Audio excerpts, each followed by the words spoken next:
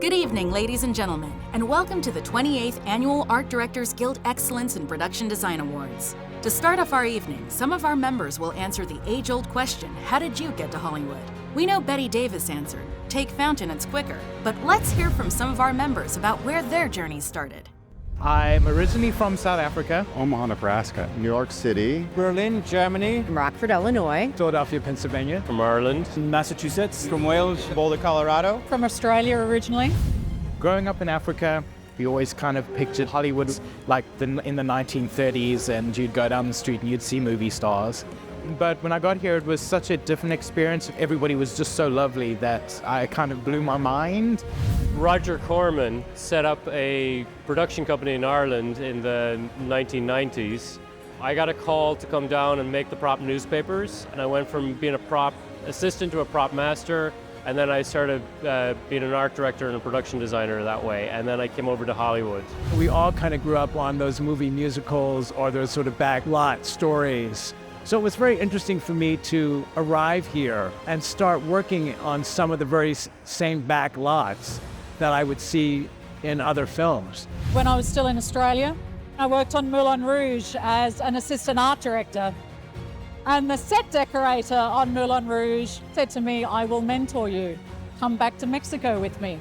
And so I traveled to Mexico with richb. And little did I know, she was the production designer at the time for Alejandro González Iñárritu. He brought me to Los Angeles to art direct 21 Grams. I was doing these themed kind of clubs and events, and someone approached me and said, wow, you'd be great in film. My father's a writer and a painter. My mom's an art therapist. It was part of my DNA to be kind of in this world. I was a theater designer, and I was invited to do a rock video from Cheap Trick. So I was like, this is fantastic. I'm going to do this. And I thought, oh my gosh, I could do a theater show, or I can do a movie that has 50 sets. And I fell in love. My father was a Disney executive, and we moved out here in '61. I ended up at UCLA, Bachelor of Arts, but I was the guy with the truck and a studio and lots of tools and paint. And I got kind of pulled into AFI and then got in the union, started doing, movies of the week and independent movies and more television. I migrated in December of 1993.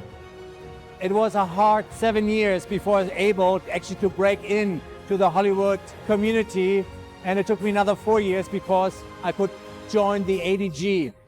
I watched Mr. Rogers and thought that all those little models on the shelves were the coolest things ever. I was working as a prop master at a regional theater in Pennsylvania, and this designer came to town, and he worked in television, and I thought that was the craziest, most exciting thing ever. And his name was John Iacovelli, and I was hooked. He got me a job as an art department PA on Babylon 5. I grew up watching John Wayne and loving those kind of good guys versus the bad guys kind of movies. And it's what got me to be in love with what I do. I broke into this kind of industry by starting at the bottom as a runner, making teas and coffees and working my way up. But I came out here to be an actor. College roommate's best friend was hiring for a film called Balls of Fury at Universal Studios, looking in the art department for a PA.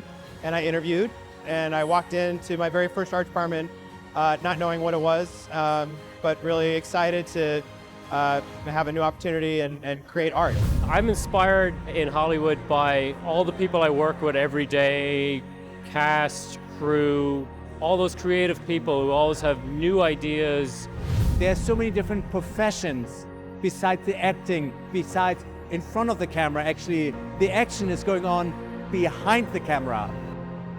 And that's why I think the Guild is so important. It's a culture and a community.